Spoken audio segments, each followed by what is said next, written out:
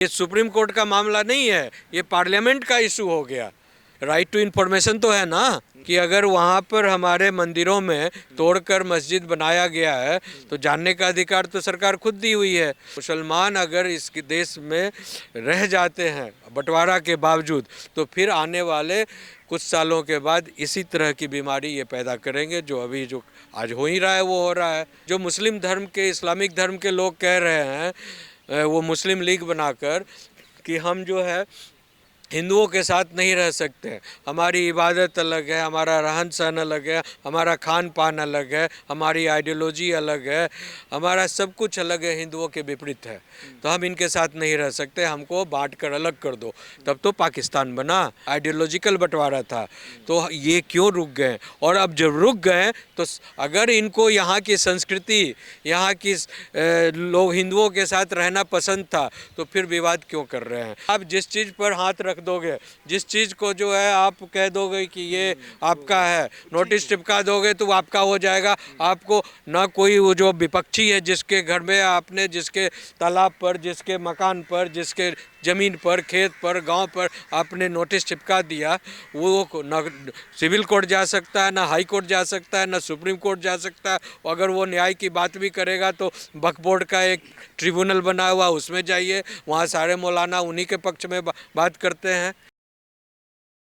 नमस्कार, आप सभी का एक बार फिर से मैं बहुत स्वागत करता हूं। देखिए, संभल अभी भी सुर्खियों में है क्योंकि जो मंदिर वहां मिला है 46 वर्षों के बाद, वो सुर्खियों में। दरअसल वहां की सरकार और प्रशासन चाहता है कि जो मंदिर का कुआं है, जो पाट दिया गया था, उसका सर्वे किया जाए और एएसआई को प्रशासन ने एक खत भी लिखा है। लेकिन मैं इस वक्त सुप्रीम कोर्ट में हूँ और मैं कुछ वकीलों से बातचीत करने आया था क्योंकि सुप्रीम कोर्ट ने ये आदेश दिया है कि अभी आगे कोई भी मंदिर मस्जिद का मामला स्वीकार नहीं होगा, यानी कि जो निचली अदालतें हैं इस मामले पर वो चर्चा नहीं करेंगी या स्वीकार इन मुद्दों को नहीं करेंगी। लेकिन जो मंदिर का मामला है, अगर एएसआई सर्वे करता है तो ये सुप्रीम कोर्ट के विरुद्ध जाएगा। इन्हीं तमाम सवालों को लेकर मैं आया हूँ वकील साहब। सबसे पहले तो आपका ये जो मैंने जिक्र किया कि सुप्रीम कोर्ट चाहता है कि अभी आगे कोई मुद्दा ना लाया जाए, लेकिन संभल अभी भी सुर्खियों में है। नहीं, देखिए, सुप्रीम कोर्ट ने आउटराइटली रिजेक्ट नहीं किया है कि आप इस मुद्दे पर बहस नहीं कर सकते या इस मुद्दे को आप रेज नहीं कर सकते, समझे ना। एक इंटरीम थोड़ी देर के लिए, थोड़े दिनों के लिए उनको इसलिए रोका गया है कि मामला बहुत ज़्यादा गर्म हो रहा था। हर शहर में, हर मतलब पूरे भारत देश में तो ये घटना हुई है ना। हर स्टे लगाना चाहिए था ना, उन्होंने साफ बोला है कि आगे कोई मसला ही नहीं उठाया जाएगा। नहीं, ऐसा नहीं हुआ है। वो पूरे भारत में जो ये घटनाएं हुई है, मंदिर तोड़कर, लाखों मंदिर तोड़कर जो ये मस्जिद, दरगाह, कब्रगाह ये सब जो बनी है, हाँ, तो हर रोज़ नया एक मसला क्रॉप अप हो रहा था। तो किसी ने यहाँ पर एक पिटीशन डाला था कि इस इशू को जो है फ़िलहाल विराम दिया जाए, जब तक न्यायालय में, सुप्रीम कोर्ट जो सर्वोच्च न्यायालय है, वहाँ इस मामले से कोई डायरेक्शन नहीं मिल जाए, ठीक है ना। तो अभी एक इंटरिम रिलीफ जो है स्टे का गया है और उसमें ये कहा गया है कि अभी इस तरह के नए मामलों को एंटरटेन नहीं किया जाए और जो मामला लंबित है, पूर्व से लंबित है, उसको ख़त्म करने की बात नहीं कह रहा है सुप्रीम कोर्ट। उसको कह रहा है कि जब यहाँ से जब तक सब्जुडिस मैटर है सुप्रीम कोर्ट में, तब तक आप जो है उस पर कोई फाइनल ऑर्डर पास नहीं करेंगे, हाजिरी चलेगी। छोटा सा सवाल मैं आपसे करूं कि सुप्रीम कोर्ट ने आखिर ये फैसला दिया ही क्यों? मतलब सर्वे से क्या आपत्ति हो सकती है? देखिए, आज पर लॉ जो है सेक्शन 3 और 4 जो कहता है, वहाँ पर सर्वे का कोई रोक नहीं है।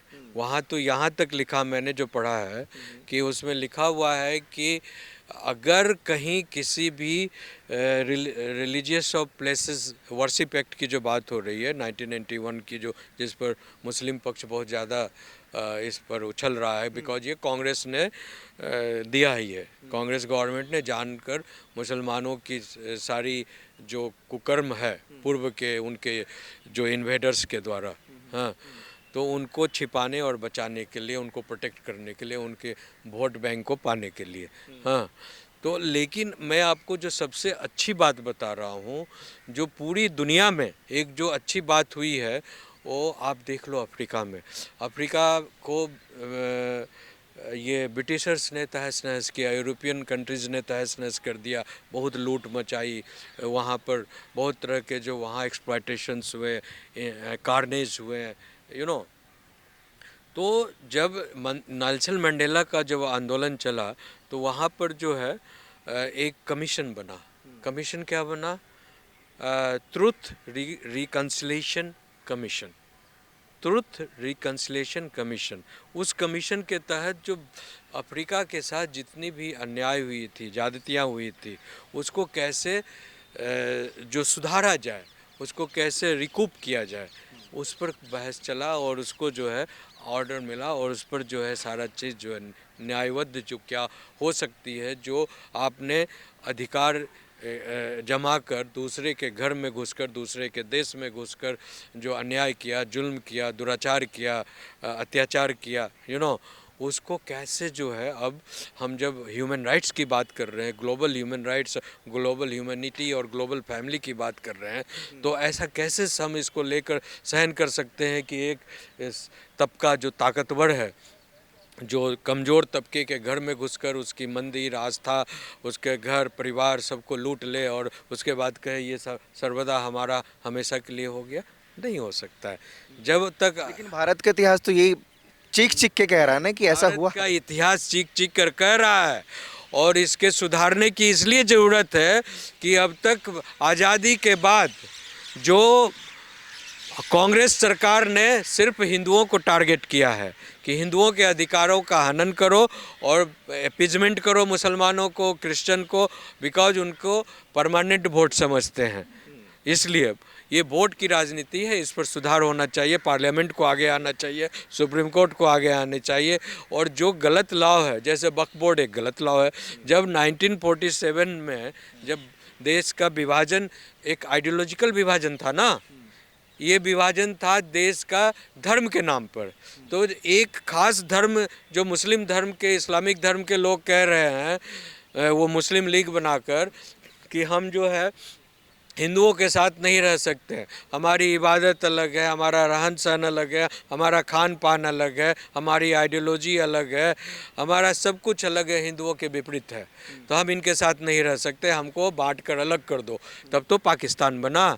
यानी जितने भी पॉपुलेशन थे उनका, उनके परिप्रेक्ष्य में कैलकुलेशन कर कर उनको उतनी ज़मीन दी गई, उतनी रिसोर्सेज दी गई, उनको उतना हर चीज़ दिया गया, पैसे रुपये सब कुछ दिए गए। हाँ, जब आपने उतना सब कुछ ले लिया, उसके बाद जो है नेहरूवियन थ्योरी आया कि नहीं, जिसको जहाँ रहना, अगर आप रहना चाहते हैं, रुकना चाहते हैं हिंदुस्तान में, तो रुक जाइए। What is this nonsense? जिसका परिणाम ये हुआ, इतना घातक जबकि इसका अंबेडकर साहब ने इसका विरोध किया था। इसका विरोध इसलिए किया था कि मुसलमान अगर इस देश में रह जाते हैं बंटवारा के बावजूद, तो फिर आने वाले कुछ सालों के बाद इसी तरह की बीमारी ये पैदा करेंगे, जो अभी जो आज हो ही रहा है वो हो रहा है। आज बांग्लादेश में जो हो रहा है वो चैलेंज कर रहे हैं कि हम, जबकि बांग्लादेश को भारत ने ही आज़ाद कराया और उसको आज़ाद कराने में हिंदुस्तान के 80-90 हज़ार सैनिक मारे गए। हाँ, और हमारे अरबों खरबों रुपया खर्च हुआ हमारा उसको आज़ाद कराने में। और जब उनके लोग भूखे मर रहे थे तो हमारे लोग, हमारी सरकार, हमारे जो इस्कॉन के लोग थे वो ये हर कोई जानता है। लेकिन आपको ये लगता है कि अगर मुसलमान उस वक्त रह गए तो ये फिर से वही चीज़ें उत्पन्न होंगी, फिर से बंटवारे की तरफ चीज़ें जाएंगी? सवाल तो खड़ा हो गया है ना, इससे unfinished agenda, partition of India is still an unfinished agenda.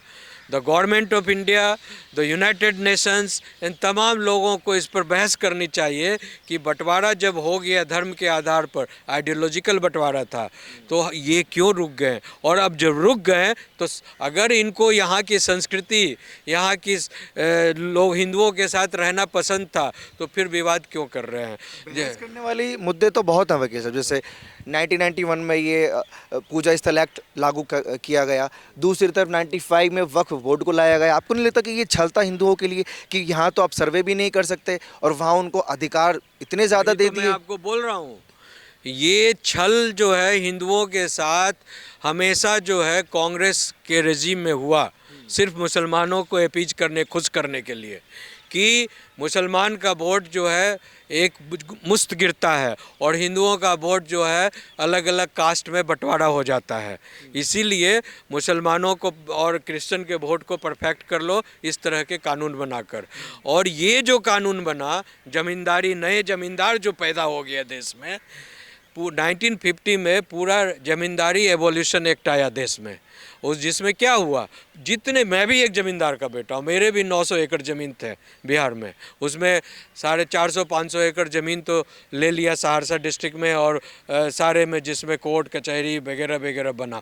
तो हम लोग के तो सारा चीज़ सरकार ले ली, लेकिन सरकार ने जो है खुद एक नया जमींदार को पैदा कर दिया वक्फ बोर्ड के नाम पर, कांग्रेस सरकार ने, कि भाई आप जिस चीज़ पर हाथ रख दोगे, जिस चीज़ को जो है आप कह दोगे कि ये आपका है, नोटिस चिपका दोगे तो आपका हो जाएगा। आपको ना कोई वो जो विपक्षी है जिसके घर में आपने, जिसके तालाब पर, जिसके मकान पर, जिसके ज़मीन पर, खेत पर, गांव पर आपने नोटिस चिपका दिया, वो ना सिविल कोर्ट जा सकता है, ना हाई कोर्ट जा सकता है, ना सुप्रीम कोर्ट जा सकता है। अगर वो न्याय की बात भी करेगा तो वक्फ बोर्ड का एक ट्रिब्यूनल बना हुआ, उसमें जाइए, वहाँ सारे मौलाना उन्हीं के पक्ष में बात करते हैं। तो ये इसीलिए मैं यहाँ आया हूँ कि सुप्रीम कोर्ट को ये चीज़ें क्यों नहीं दिखाई देती हैं। नहीं, ये तो सवाल है कि देखिए, ये सुप्रीम कोर्ट का मामला नहीं है, ये पार्लियामेंट का इशू हो गया। सुप्रीम कोर्ट तो जो कानून बना हुआ है उसी को इंटरप्रेट करेगा ना। मतलब सरकार को कुछ गठन करना चाहिए इस मामले में, नया कानून, उसी को सुप्रीम कोर्ट फॉलो करेगा। लेकिन अभी मैं 370 जो था वो गलत कानून था, तो सरकार एक कानून उसको व्यवस्था के तहत उसको खत्म की ना, रिवॉक की। ठीक है। अभी मैं संभल पे अगर वापस आऊँ तो जो सर्वे की मांग कर रहा है वहाँ का प्रशासन और सरकार कि जो मंदिर निकला है 46 सालों बाद, इसका सर्वे होना चाहिए, तो अगर सर्वे होगा किस अधिकार से होगा? सुप्रीम कोर्ट ने ऑर्डर दे दिया है कि कोई नया मामला सर्वे के लिए नहीं आएगा। यहाँ कोई केस में सब जुडिस मैटर नहीं है, बिकॉज सब जुडिस मैटर है संभल का मस्जिद जो मंदिर था, वो तो उसके बगल में है।